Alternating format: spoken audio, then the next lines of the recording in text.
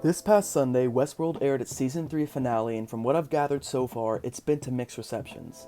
Half the opinions about the show have leaned toward the negative side, a big criticism being that they thought the show lost sight of what it was compared to the past two seasons. Some of that negativity was founded in their dissatisfaction with the cyberpunk urban setting instead of the Wild West setting. Though there was negativity, there was also a lot of positivity. Many people thought that Season 3 was a logical and beautifully executed next step for the series. Many people thought that even though the setting and many characters were different from Season 1, the overall theme stayed the exact same to the very end.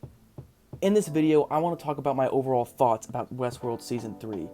But before I get into that, spoiler alert. If you haven't seen the season and want to experience Westworld from beginning to end, I highly recommend that you do so. I'll say this in my recommendation to you. It's a show with many layers and has a consistent theme that is echoed through many different ways. The show has many twists, some of which you'll love and some of which you'll hate. But nonetheless, they will be twists, and a lot of them you won't see coming. Overall, the show provided me with something that I long for in television and in movies, and that's an active viewing experience.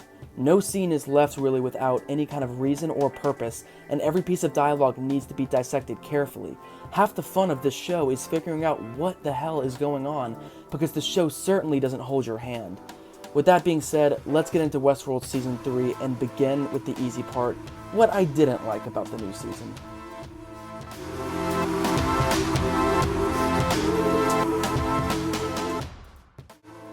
Something that is both a blessing and a curse with this show was that the creators would frequently recycle characters and dialogue from the previous two seasons.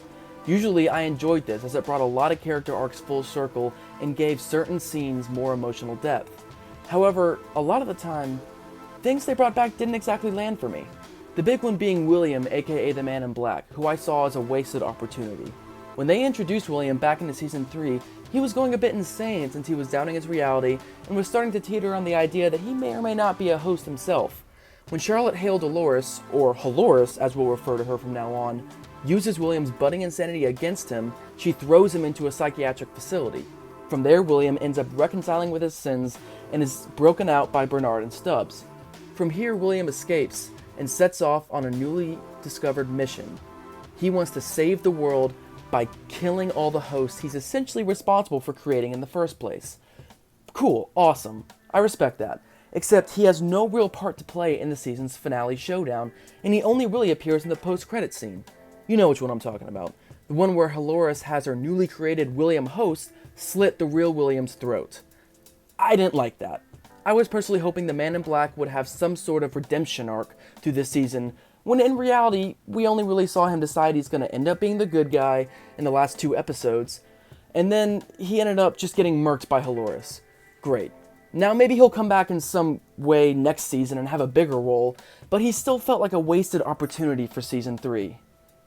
Now this was a common occurrence in Season 3, with hosts like Lawrence and Clementine being reintroduced randomly before disappearing without any explanation as to who brought them back and whether or not they were another copy of Delores or not. Season 3 left a lot of things open to interpretation, and a lot of times that doesn't really sit well with people. However, Westworld unapologetically does this because that is how the showrunners wanted to tell this story from the start. It's just something we all have to come to terms with.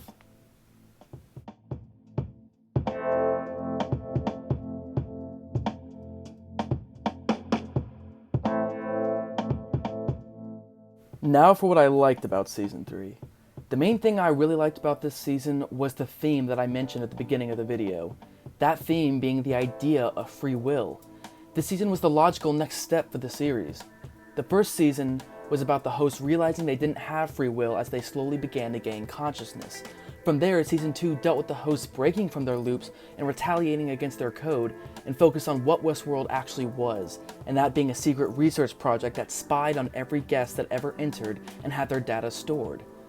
Where did they go from there? Into the real world, a futuristic society that was the perfect setting to tell the story, a perfect mirrored image to the Western-style theme park of Season 1. The world was just futuristic enough to be grounded in modern-day reality. The technological advances were just dialed back enough to believe Season 3's version of the world was not far off from our own. Here we see that free will doesn't exactly exist for humans either, In past seasons, we saw Delores and the other hosts realize they were just robots programmed to operate within certain confines and react to things in a certain way. In this world, it's the same deal. Like Season 2 told us, humans, like the hosts, can be boiled down to hard code. We aren't as complicated as we might seem, and we're pretty easy to predict. The main antagonist, Sirach, and his supercomputer Rehoboam perfectly exemplified this. In the series, the real world is a synced clock, with every single person's decisions and actions being stored into Rehoboam, the supercomputer AI, so that it can take that data and create a set path for every human on Earth. Those that it deems unstable have a hard time getting jobs and are weeded out by ending up in the military. It weeds out outliers and creates a path for every human that, in the long run, will keep the human race from destroying itself. Essentially, people's lives are determined before they can decide for themselves, much like the hosts in Season 1. I love how we were led to believe that Delores wanted to destroy humanity, but in the end, humanity was always going to destroy itself in some shape or form, and she knew that. She just wanted to give them the chance to choose for themselves. Humans were on the same assigned loops that the hosts were, and so it begs the question of free will. Do we actually have free will if all humans could essentially be boiled down to code? If a computer watched you from the minute you were born to the moment you're watching this video and computed every decision you made between then, wouldn't it hypothetically be able to predict what you do in any given situation? And if it could predict that, does that mean that you actually have free will? It's a fascinating question that drives the core of Season 3. The supercomputer Rehoboam has set a course for humanity in order to keep it from tearing itself apart, but at the expense of everyone's free will. Here is where the season hit home for me. I love moral ambiguity, not knowing who the good guy is and who the bad guy is. One could argue that Delores was the antagonist because she gains access to the world's data and releases it all to the world, revealing dark secrets and predicted outcomes that causes worldwide chaos with riots and suicides going rampant.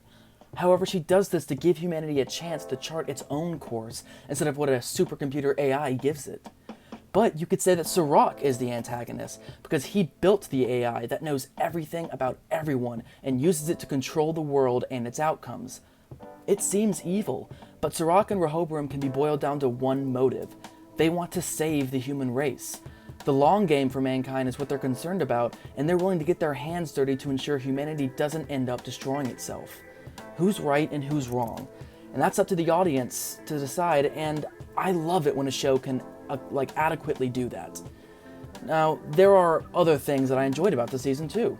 The setting was gorgeous. What drives home the fact that the future is not too far off from what we're experiencing today is that the show is filmed in a lot of real places that almost look like they were plucked from the future. Practical effects and brilliant CGI made for engaging scenes, and overall, the action and dialogue was very good, along the same lines of the previous seasons.